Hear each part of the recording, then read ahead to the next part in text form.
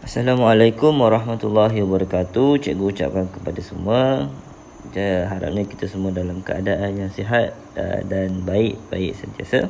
Okey, jadi di video kali ini kita akan tengok salah satu contoh compound yang terbentuk daripada hasil covalent bond. Okey, so compound yang kita nak tengok ini ialah diberi nama hydrochloric acid. Okey, hydrochloric acid. Okey, so untuk membentuk hydrochloric acid ada dua elemen yang kita perlukan, iaitu hidrogen dengan klorin. Okey, so hidrogen kita tahu dia punya elektron arrangement dia satu lah. Okey, sebab dia memang ada satu elektron sahaja. Untuk Cl, klorin atom, dia arrangement dia 2.8.7. Okey, menjadikan klorin ni dia group 17. Okey, group 17 non-metal. Okey, and then hydrogen atom yang tadi pun non-metal. Okey, so bila non-metal dengan non-metal nak buat bond, so bond yang akan dia buat ialah covalent bond, right? Sebab non-metal dengan non-metal. Okey, itu yang pertama. Okey, yang kedua, okey, so kalau kita tengok dekat skrin, okey, kalau awak tengok dekat skrin awak akan nampak dua atom lah. Okey, atom hidrogen dengan atom klorin. Okey, so ada berapa atom hidrogen, ada berapa atom klorin? Okey, hidrogen ada satu atom, klorin pun ada satu atom. Okey, kenapa hidrogen satu, klorin satu? Tak boleh ke dua hidrogen klorin ada 3 contoh? Tak boleh ke 4 hidrogen 2 klorin? Tak boleh ke? Okey, untuk kita tentukan berapa atom hidrogen, berapa atom klorin, first thing kita kena cari dulu dia punya formula. Okey, kena cari dulu dia punya molecular formula. Okey, senang saja, alright. Okey, so untuk tentukan formula dia, yang pertama kita tengok hidrogen lah. Okey, hydrogen. Okey, so dia ada satu macam tables lah. Okey, so hydrogen arrangement dia satu. Okey, so dia perlukan lagi berapa elektron untuk dia mencapai stable? Okey, dia perlukan lagi satu. So hydrogen needs 1. Okey, hydrogen perlukan lagi satu elektron untuk mencapai keadaan duplet. Okey, so duplet ni dah stable lah. Okey, kalau klorin pula, dia punya arrangement dia 2.8.7. Okey, so lagi berapa elektron yang diperlukan oleh klorin atom untuk mencapai kestabilan? Dia perlukan lagi satu juga. So klorin needs 1 juga. Okey, so bila dia dapat satu, barulah dia boleh mencapai octet. Okey, boleh? Right. So bila kita dah dapat macam ni, hidrogen, okey, hidrogen needs 1. Okey, klorin pun needs 1. And then next step kita silangkan dia. So silangkan dia macam ni. Okey, so kita akan dapat nanti dia punya formula dia ialah H1Cl1. Okey, tapi dalam chemistry satu kita tak tulis. So dia akan jadi macam mana? Dia akan jadi HCl. Okey, hidrogen 1, klorin 1. So that's why untuk membuat compound hydrochloric acid, kita perlukan satu atom hidrogen dan satu atom klorin. Okey, macam mana kita tak tahu bilangan dia? Kita kena buat yang macam ni lah. Okey, yang dalam yang ni. Okey, so kita kena buat macam ni. Kita kena cari berapakah atom yang diperlukan, and then crosskan, and then dapatlah dia punya formula. Boleh faham? Okey, sebab tu hydrochloric acid formula dia HCl, maksudnya satu atom hidrogen buat satu ikatan dengan klorin. Okey, alright. Next. Okey, so kita dah tahu. Okey, so macam manakah pembentukan dia? Okey, pembentukan dia, satu atom hidrogen dengan satu atom klorin ni, diorang akan share diorang punya valence electron. Okey, so kat sini nanti diorang akan share lah. Okey, so bila share, apa jadi? Dia akan berlaku macam overlap. Okey, valence shell tu dia akan berlaku macam overlap. Okey, so cikgu dah lukiskan untuk awak untuk menjimatkan masa kita. So dia akan jadi begini. Okey, dia akan jadi begini. Maksudnya satu atom klorin, okey, one atom klorin, dia akan contribute satu. Yang mana yang dikontribute? Okey, klorin yang warna hijau elektron warna hijau ni elektron klorin. So klorin dia akan contribute satu. Okey, boleh? Hidrogen pun akan contribute satu. Okey, so satu hidrogen menyumbang satu elektron dan satu klorin atom menyumbang 1 elektron untuk dikongsi. Boleh faham? Okey. So nanti dia akan dapat macam ni lah. Okey. So kalau cikgu boleh lukis dengan lebih besar sikit, okey, supaya awak nampak. Okey, ni untuk hidrogen. Okey, cikgu lukis yang luar je, yang valence saja.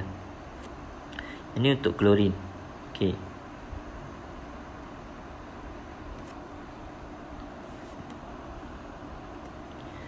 Okey, dia tak berapa nak bulat pula ni, macam bucu. Okey, kejap Okey, ni untuk klorin.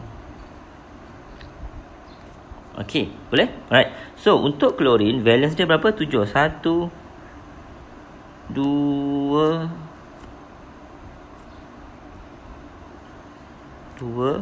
4, 6, 7. Okey, tapi disebabkan hidrogen ni dah menyumbang 1 dekat sini, maka dia jadi 7. Dia akan jadi 8 lah.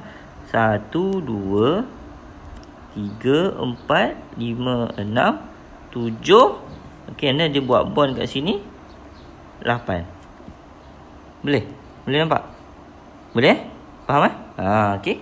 So, maksudnya dia klorin atom ni dia dah mencapai oktet. Okey, dia dah mencapai kestabilan. Okey. Sama juga untuk hidrogen. Okey, kita tengok hidrogen pula. Okey. So hidrogen valence dia ada 1. Yang mana merah ni hidrogen. Tapi disebabkan klorin dah menyumbang 1 elektron dia, okey, so dia akan buat bond, maka dia akan jadi 2. Okay, dia orang dah kongsi. Faham tak? Boleh faham tak? Dia macam awak nak, contohlah awak nak beli makanan kat kafe awak beli makanan kat kafe. Awak ni 2 orang lah, awak dan kawan awak seorang kan. Harga makanan tu katakanlah RM5. Katakanlah RM5. And then awak dengan kawan awak ni memang nak sangat-sangat makan benda tu. Okey, makan contohlah nasi ayam contoh. RM5 harga, tapi awak ada RM3, kawan awak ada RM2. Tapi awak memang mengidam lah, orang kata nak sangat makan. So, okey, tak apa, kita kongsi. Awak bagi RM3, awak menyumbang kepada RM3, kawan awak menyumbang kepada RM2. Okey, hasilnya awak berdua akan dapat RM5. Faham? Hasilnya awak berdua akan dapat RM5 dan korang dua boleh makan nasi itu. Okey, sama juga untuk kes ni. Klorin menyumbang 1, hidrogen menyumbang 1. Okey, hidrogen bagi 1, bukan bagilah, dia share 1. Okey. Okey, so hidrogen menyumbang 1, klorin pun menyumbang 1, so akan terbentuk covalent bond, maka jadilah hydrochloric acid compound, jadilah HCl. Okey, so Cl dah stabil mencapai oktet, hidrogen pun dah stabil tapi mencapai duplet sebab dia 2, klorin 8. Boleh faham? Boleh faham? Okey, alright, boleh Okey, so apa conclusion yang kita boleh buat kat sini? Conclusion dia, okey, untuk covalent bond, okey, produk yang terbentuk dia wujud dalam bentuk molekul. Okey, dalam bentuk molekul. Okey, so what is mean by molecule? Okey, so molekul ni dia gabungan 2 atau 3 atom. Gabungan 2 atau 3 atom. Okey, tapi dia mesti non-metal dengan non-metal. Okey, so macam ni tadi kes kita H non-metal buat bond dengan klorin pun non-metal. So dia akan wujud dalam bentuk molekul. Tapi kalau ionic bond sebelum ni, dia wujud dalam bentuk ion. Okey, kenapa wujud dalam bentuk ion? Sebab dia ada charge. Okey, kalau awak masih ingat, dia ada yang bracket tu positif, and then dia akan tertarik dengan negatif. Okey, so ini dalam bentuk ion. Okey, yang ini dalam bentuk molekul. Asal dia atom, 2 atom bergabung menjadi molekul. Okey, yang ini pun ionic bond pun sama juga, 2 atom bergabung, okey, membuat ikatan menjadi ion, tapi dia ada charge, that's why dia panggil ion. Okey, molekul ni dia tak ada charge. Okey, so dia neutral. Okey, boleh faham? Boleh faham? Okey, lagi satu yang cikgu nak tekankan. Okey, so kalau contoh kita ada satu cecair, kita ada satu liquid. Okey, katakanlah ini hydrochloric acid liquid. Solution, katakan solution. Okey. So kita ada satu solution. Solution ni macam awak tahu kan, aqueous cecair lah. Kita ada satu solution acid, hydrochloric acid. So di mana dalam solution ni nanti kita akan ada banyak hydrogen HCl molekul. Okey, dia bukan satu je. So dalam solution tu dia banyak. Okey, dia banyak HCl yang wujud dalam bentuk molekul. Okey, katakanlah penuh. Okey. So di antara